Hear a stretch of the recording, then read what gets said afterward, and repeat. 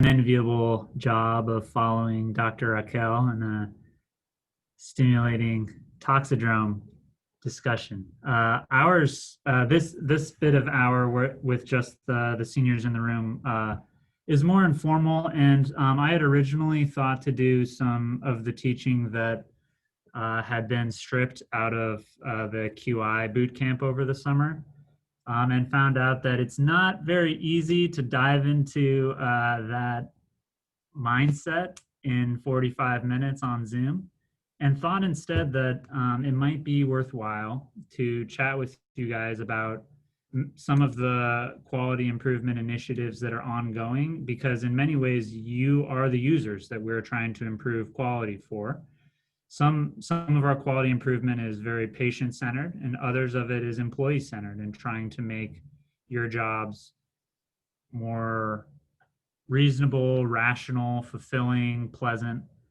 And that is both at the hospital level and the residency level. And so this in some ways is a bit of a focus group, a bit of user acceptance testing of projects that are near completion. And then there's a little education sprinkled in here, as it is an academic half day. But I would really encourage you to just go to town, either in the chat box or chiming in, because this is a discussion, and I'm coming to you guys humbly with the framework that you have the answers, and I'm a servant trying to get you guys what you need. So please tell me what you need. All right, let's go. Okay, so one issue that has been coming up a lot at Harborview, and I don't think it's unique to Harborview, is that there's a lot of stuff that happens on call that is not routinely tracked, and that our residency has a lot of goals that we do not keep track of in a systematic way, such as the timing of admits, whether you're getting a bolus of admits right at the end of your call period, the appropriateness of admits, if they're appropriate to the locale that are being that you're serving in. Respect is assessed for some of our immediate colleagues with the MedHub surveys, but we work with many other providers in the hospital that we do not routinely get surveyed about. Safety and supervision overnight. Resident sleep, I think, is hugely important, and passion of mine as a senior. Not my own sleep, but my team sleep. But again,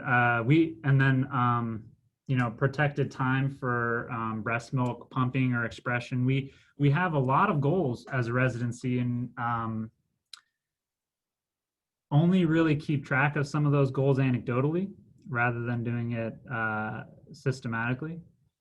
And one way that we might be able to collect those anecdotes more rigorously and have them boil up into change if change is needed is an optional post-call survey.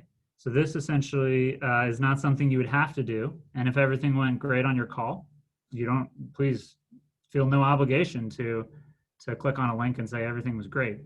But if there is feedback that you need to give about us not meeting these goals that we have, this would be a way to give that feedback, to capture it, and to work towards change. And I'm going to show you this is a draft of the survey.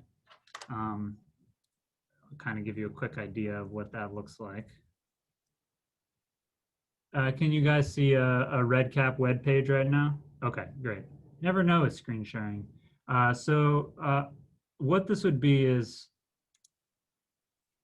creating a record that has some logic built into the specific rotation that you're on, okay?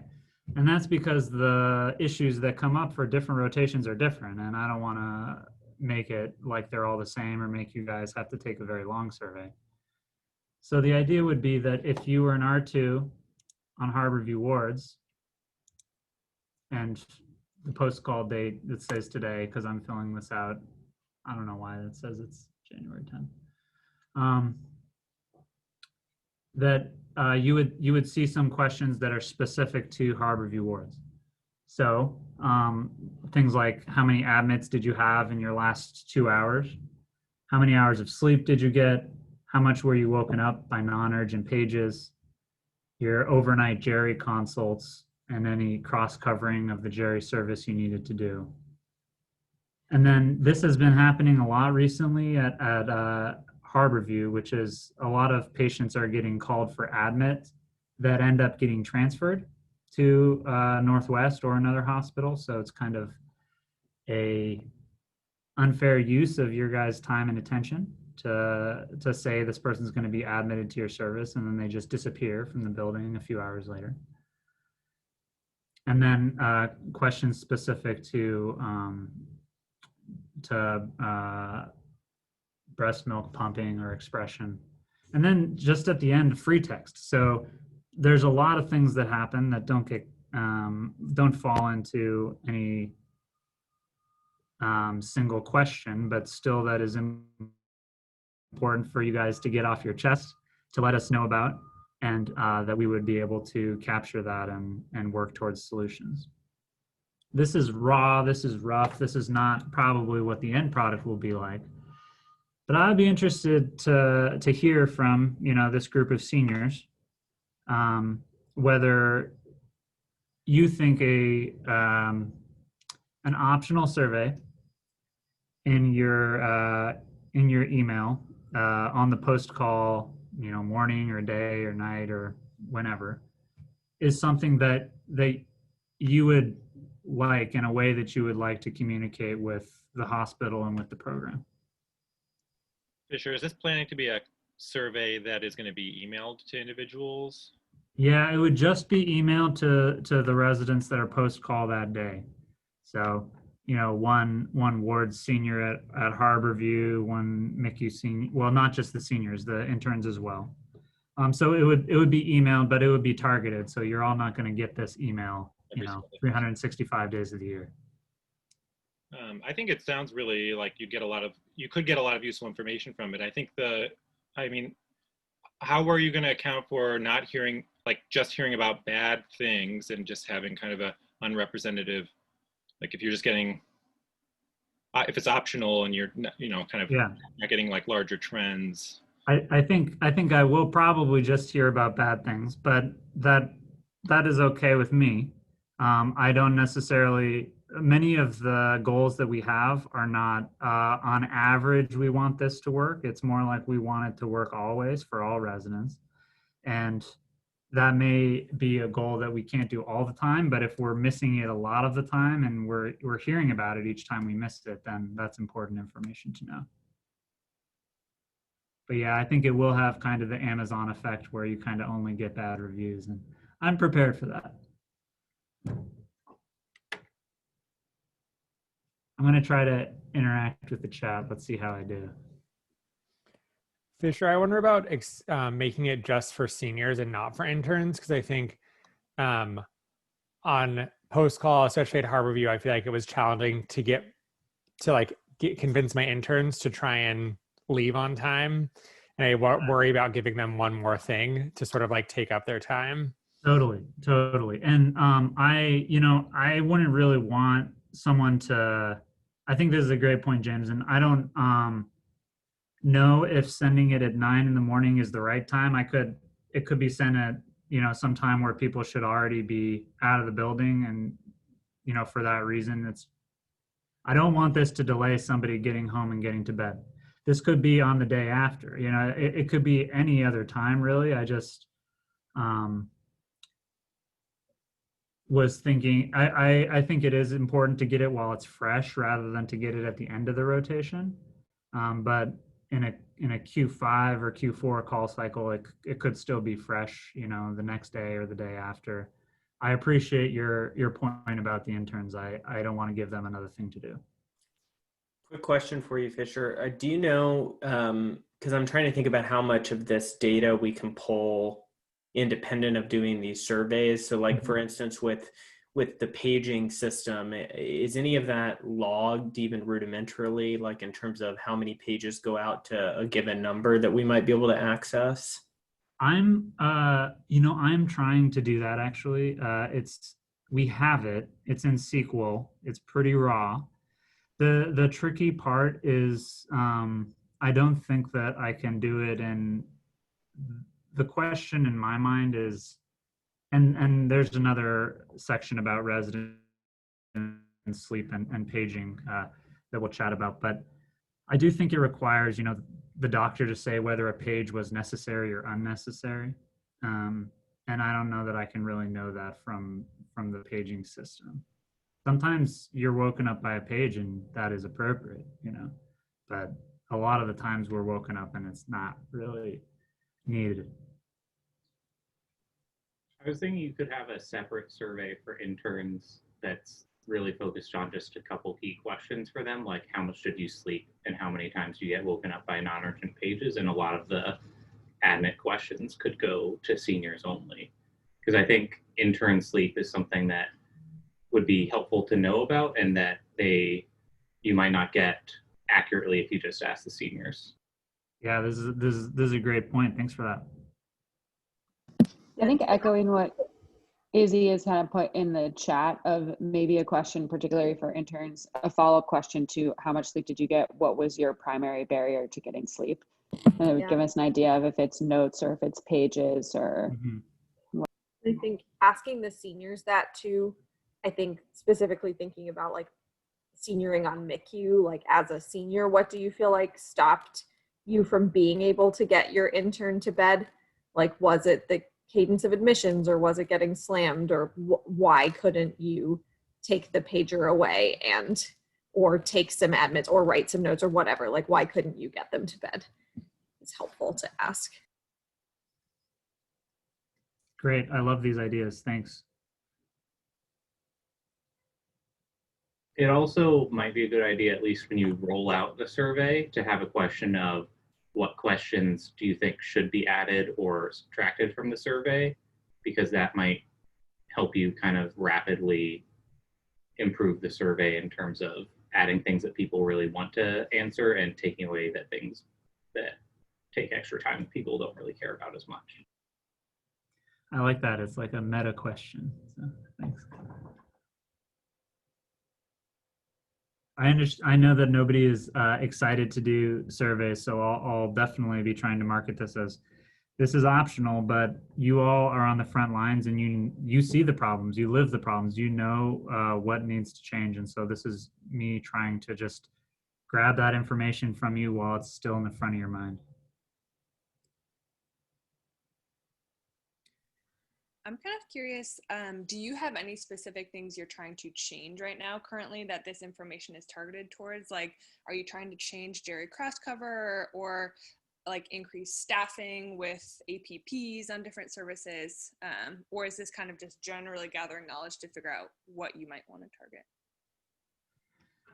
target? So I do want to improve sleep. Sleep is resident sleep, prioritizing the interns, but senior sleep as well is, I think, important to me, to the resident leadership, and important to the productivity of post-call rounds. So I am kind of interested on that. Some of the other questions are more trying to explore areas where I've heard anecdotes of problems, and I want to see how many people are experiencing those problems.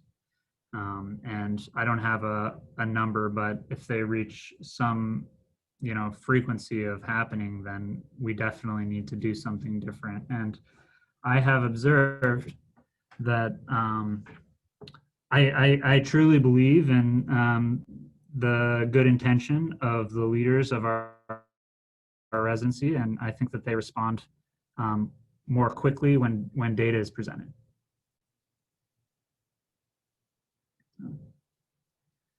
And I'm a little, there's so many awesome suggestions in the chat. I'm going to capture all these and kind of walk through them afterwards rather than just chat through each as we go. And I might ping you guys with emails asking you to elaborate, because this is good stuff.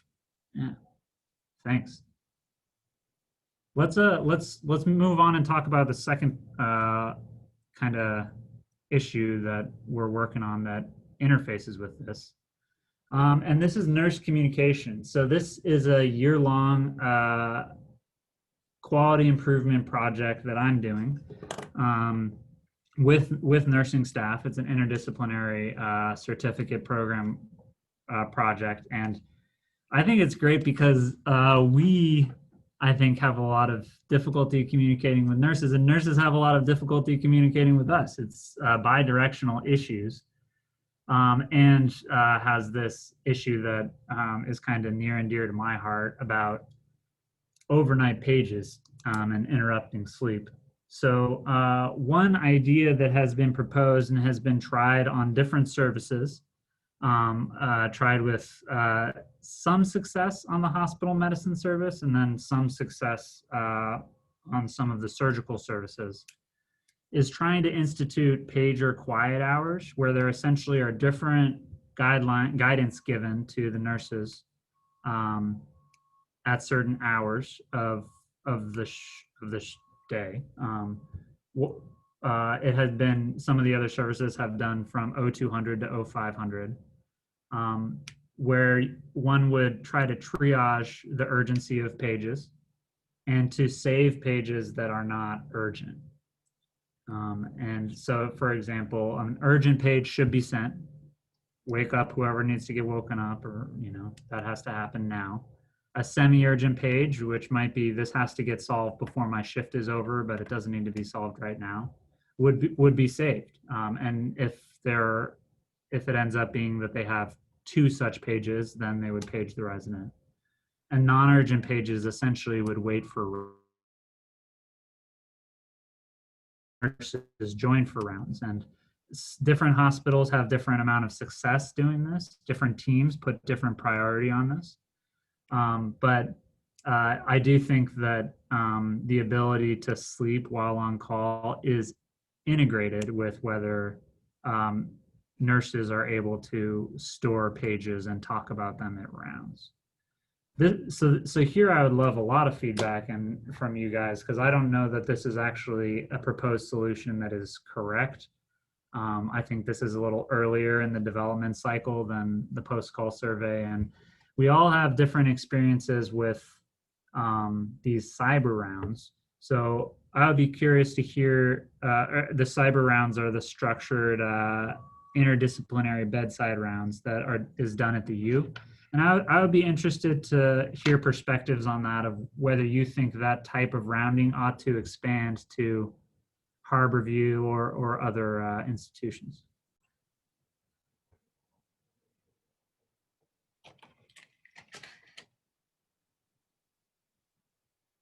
I'm taking a look at some of the chat comments.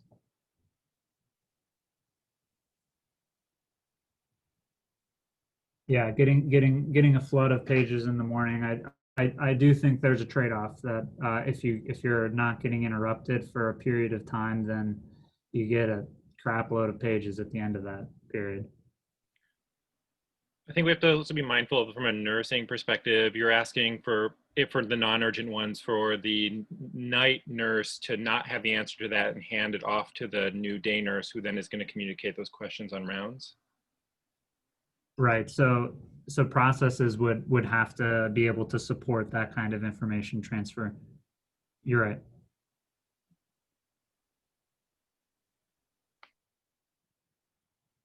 But the nursing handoff is normally around 7. So if you say just hold pages until 5 a.m., that doesn't necessarily require them to hand that off.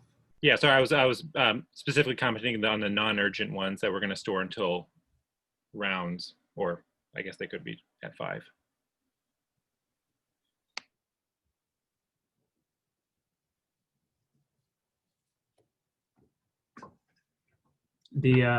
The Paul, your comment about the VA paging is true. I know that, yeah, when you get number paged, you can't even, wake up, see that it's not urgent, and then go back to bed. So that is problematic. Secure chat is a great option for us after D1. I think it will get used a lot. I don't know if some of you have been using it in clinic. It's pretty well used at the adult medicine clinic at Harborview, and I think both nurses and providers will like it. So that might fix some things. Hey Fisher, can you hear me? Yeah, go for it. So I've been getting a lot of pages since I came back kind of in the middle of the night about cleaning orders. And yeah, I think that is something that can wait until the next day. Mm-hmm. And it's surprising how many pages I get about that.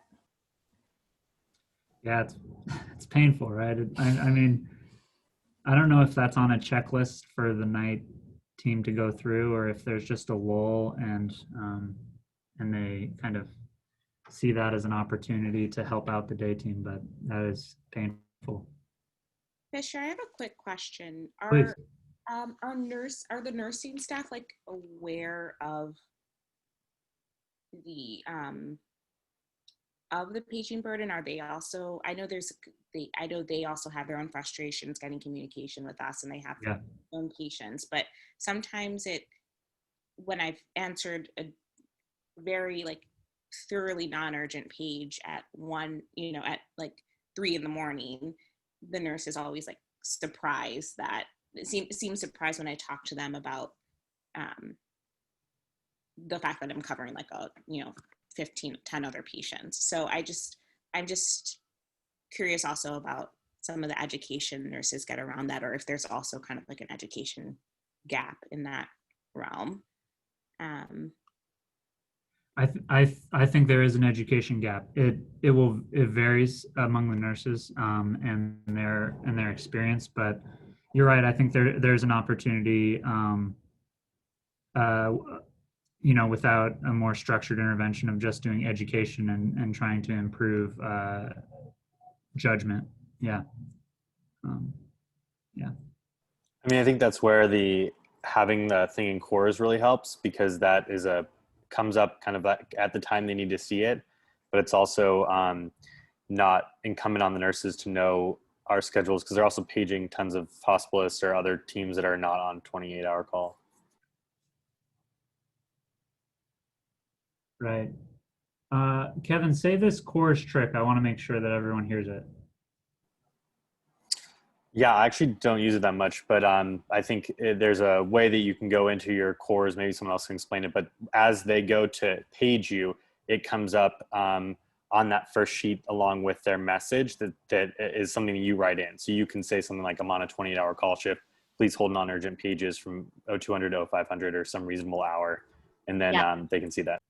I don't know if can you hear me okay? So it's basically you go into your settings, and then it's where like we were able to edit it, like to put our cell phone in. I can take screenshots and send it, but it's so nice. I think people actually pay attention to it. So I would just like say like on a 28-hour call, like please limit non-urgent pages between these hours. And when I come back, I would take it off. And I think they actually do pay attention to it, because when they go into cores, they can read that. That's fantastic. Thanks for sharing that. I did not know that feature. Yeah.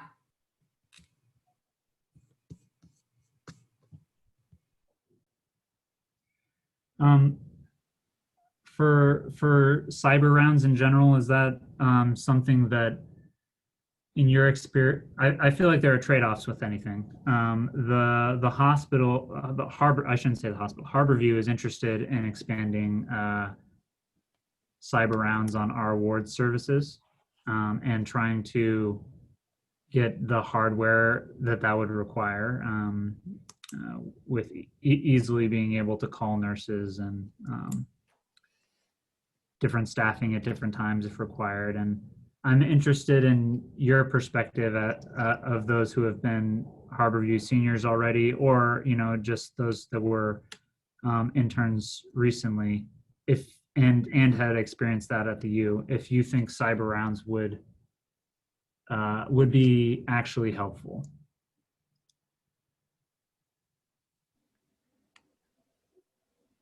Fisher, I was going to say, I feel like for a long time, I have thought at Harborview it would never be feasible because patients are so spread out all over the hospital. But actually in the last, like, not at the beginning, but in the last 2 weeks, my senioring block, almost all of our patients were being localized to 3, 4, and 5 pretty well. And so I think as long as that is like that is what would or would not make it logistically feasible. And so I think if there's a bigger push towards that, then I think it could work. Without that, it's really hard to imagine it working well just because you're going to so many different floors in any given shift. Yeah, good point.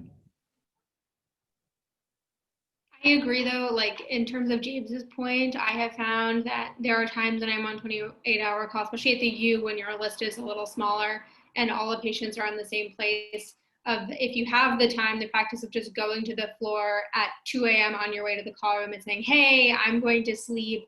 Is there anything I can do for you right now? It's almost like it's an informal midnight rounding like the way the MICU does. I feel like it is a nice bi-directional courtesy between me and the nursing staff. And I feel like it's worked really well. I realize it's a lot to ask of the resident to do that, but I'm curious to know, Fisher, from your experience, like also more what the nurses need from us, because I think that the expectation goes both ways. Yeah, absolutely. And this interdisciplinary project is just kind of kicking off this month, so I'm going to be curious to hear from them too. I think we have a good team, and they'll be able to represent the nurses well and what they need and how we can both be better at helping the other. I would just echo Becca's technique that of doing those kind of informal midnight rounds, that it really reduces your pager burden throughout the night to have that point of contact before you go to sleep. All right, let's thanks for all those comments. Let's chat briefly about the next piece. Procedures on acute care. This has been an this has been a saga of how to appropriately support patients that need procedures that could happen any time of the day or night, and our staff who may wish to perform the procedure, but given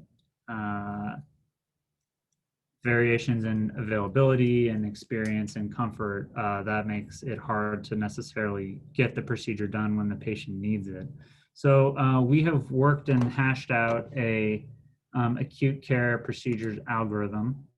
I'm gonna pull it up here.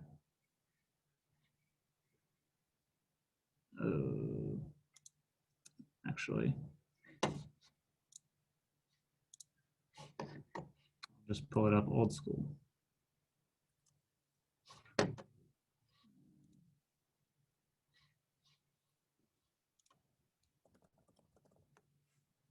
Can you guys see a web browser right now? Okay. This page, actually, let me show you. This is specific for Harborview. I think if we get a system that works fairly well, we'll be talking with the other hospitals about having some comparable algorithm there. Obviously, will be different depending on the hospital. But ours is stored on the Harborview Department of Medicine website, which is called Med Connection. You can type it into Google and you can get there. And we have a policies repository, okay, that where you can search for whatever policy you need. This is the most recent policy that came out of several M&M cases this past spring and then one in August about not being able to find procedural support for a patient that needed a procedure done. So this is the proposed flow. I'll bring this over here.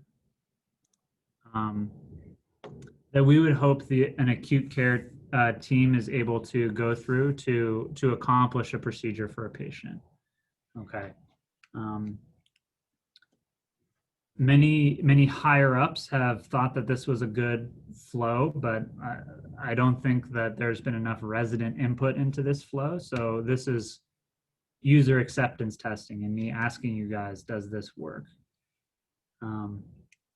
So starting at the top would be that if a procedure is needed, you should talk to the charge and the stat nurse, the charge nurse on that floor, just so that they're aware that a procedure is going to happen on their floor. And if you are signed off and comfortable, you can perform the procedure. You can perform it unsupervised, though an attending presence would be preferred for billing reasons. But if it's no to either of those questions, then supervision needs to be found. And that could happen in the form of your attending, if the attending has privileges and they're comfortable. If either of those are no, then we need to find a proceduralist that can supervise you. This essentially is a flow of looking for different proceduralists in different places in the hospital. So talking to the pulmonary consult fellow, they have certain hours where they occupy this role of supporting procedures. The MICU fellow during the day, or noctensivist at night. And then kind of the last resort is the TICU fellow or the gen surg consult. They both are also in this role of supporting procedures, though kind of at the bottom of the flow. The goal would be that the primary team is able to perform the procedure with supervision, because we do want you to be signed off and feel comfortable with procedures. But if you're talking to a proceduralist and they essentially just say, oh, we're just going to do this ourselves, then that also is acceptable. I would be, again, this was mainly kind of constructed by higher ups, but I would be interested to hear your perspective as seniors of issues with getting procedures done and whether this type of flow could be helpful for that. Has this relationship with the TICU fellow and Gen Surge been discussed with them in a way that they know that it exists? Great question. So the higher ups know. The residents and fellows do not. Okay. I'm working on getting this on Occam because they obviously don't use the Department of Medicine webpage to look for protocols. They go to Occam. They use Occam very well. So I first want to get that documented up over there, and then it will be education. But their programs back in the spring agreed that they would be in this support capacity. Okay. I did talk with some of the surgery residents, and they mainly asked that when we consult them, when we page them through the operator, that we attach the text procedure supervision so that they can triage it, because they might be in a trauma code or what have you, and they're certainly willing to help, but they don't want to call back a number page. Yeah, I think that awareness would be really vital. As you mentioned, I did encounter this exact issue last spring on Harborview wards, trying to get central access for a patient, and did not get any meaningful response from surgery, and ended up getting a lot more response from anesthesia, being able to come and help. But it very well may have been that this hadn't been implemented and they just didn't feel like it was their responsibility at the time. Vince, I think it's great that you reached out to anesthesia, because obviously outside of this flow, there are many other providers that can be helpful. This is kind of the delegated responsibility, but yeah, I'm glad that when you met an obstacle, you found a workaround. I think specifically for lumbar punctures, there should be like a branch point for touching base with neurology, because I have a hard time thinking that Gen Surg will be enthused about an LP, Gen Surg or TICU. That is a great point. Thank you.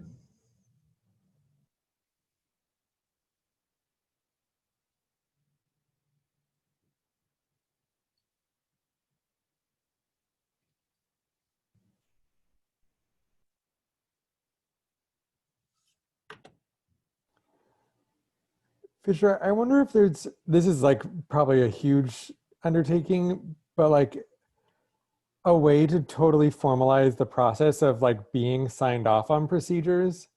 Because I feel like I've been, like everyone sort of says like, oh, it's 3 of something, and then you're signed off. But I think like for me as a senior now, even like I would feel more confident in saying that like I can supervise a procedure if like I had someone actually confirm that I am signed off or that is okay with me. Interesting. I've Okay. never like seen a policy for that. And I think like in an ideal world, it would be awesome if there was a way that you like had met the requirements, could like spend some time with an attending in WISH, like going through it one more time, and then like you're like formally certified to do it unsupervised. I realize that's like a big undertaking, but No, James, thanks for bringing that up. This is a great point, and there's a lot of interest. I'm interested in it, but there's also a lot of hospitalist interest in improving procedures this year, and so we're trying to identify each area that could be improved, and I think that's one I hadn't thought about, which is that kind of improving the sign-off process and the confidence of the resident that they have the training they need.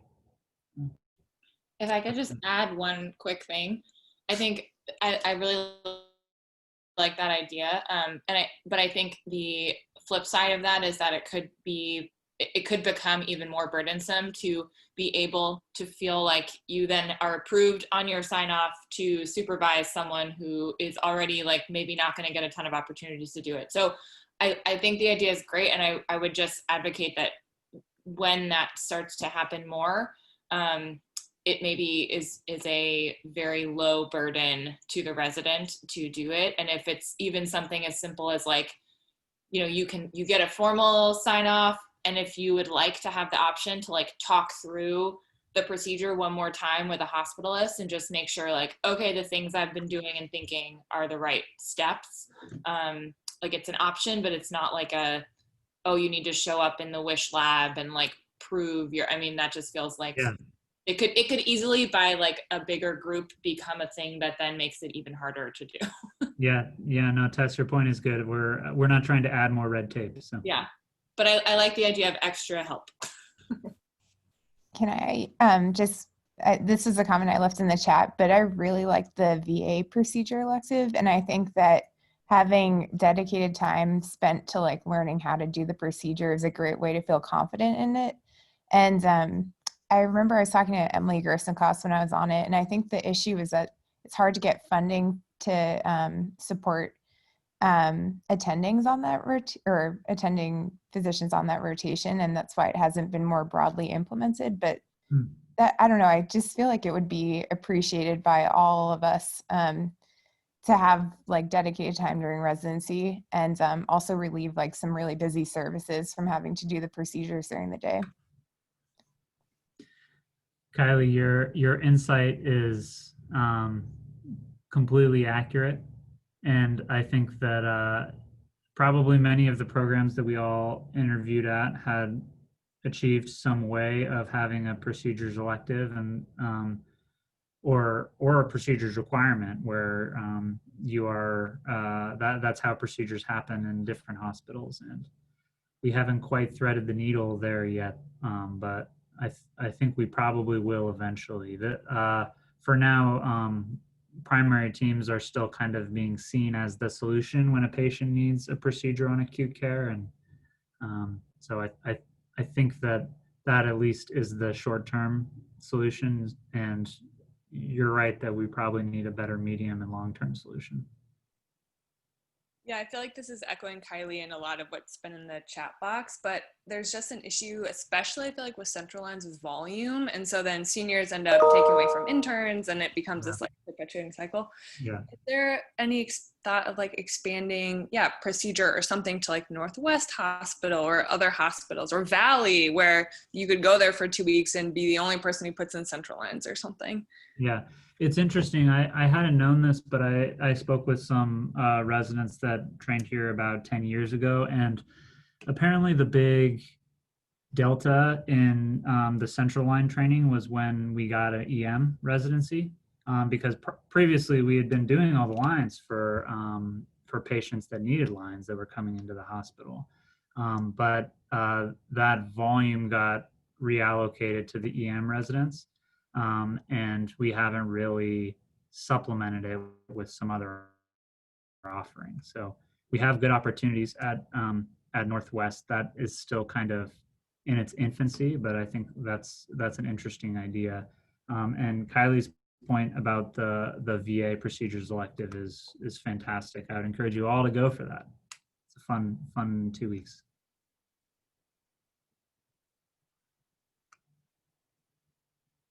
Do we have any sense of how our program compares to other programs in regards to volume of procedures? Are we like, is this a norm or is this an anomaly? I do some places that were particularly aggressive maybe in their treatment were like really talking up the procedures on the interviews. I remember hearing about like astronomical numbers of central lines people were placing, but I just don't know if that's the anomaly or if we are. That's a great question. I will look into whether there is shared data about that, or if it's all just kind of under the hood data that they surface to try to woo you there. Didn't work.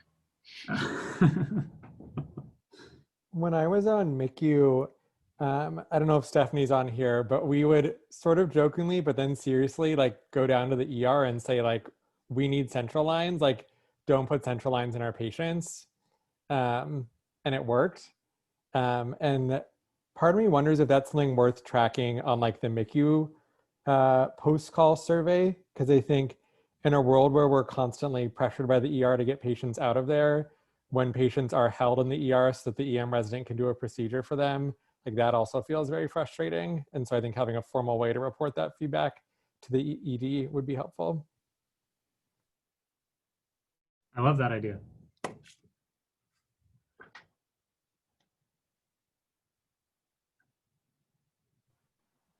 I think the other problem is it feels very much like, I've seen this a couple times in the chat, but when you are an intern and your seniors need to get procedures and take all of those, it sets you down a path that leads to a lot of shunting away from procedures, and it makes it hard to jump on the train of being like, I'm going to go down and try to put in other people's lines and things like that, because you still need that kind of like attending help or a little bit more time on those. That makes it extra hard. I wonder if there's a way to like purposely shunt residents who are interested in procedures and did not get that as an intern into the procedure elective pathways. Kevin, you're thinking about like trying to prioritize some procedures catch up.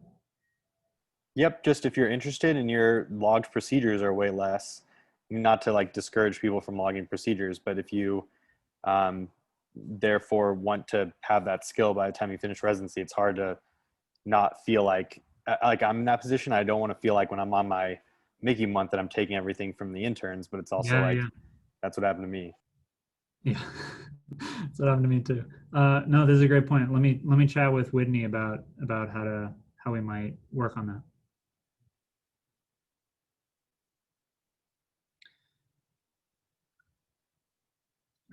Great. I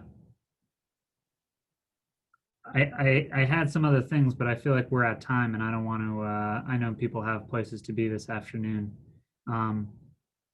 So thank you all. Thanks for these ideas and this feedback. Like I said, I'm going to capture everything in the chat, some of which was voiced and some of which I think are great ideas that I just haven't heard aloud yet, but let me get back to you about some of those things. And again, you guys, you're on the front lines and running into these challenges all the time. And I appreciate your ingenuity in working around them, but also just raise a flag and say, hey, this is not right. This needs fixing.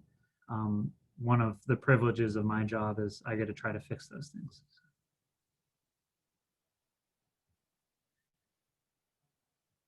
Cool.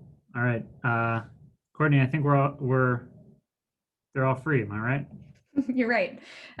Fisher, I'll download the chat for you and I'll send it so that it's synthesized for you. Thank you all so much for joining. Have a very happy rest of your day.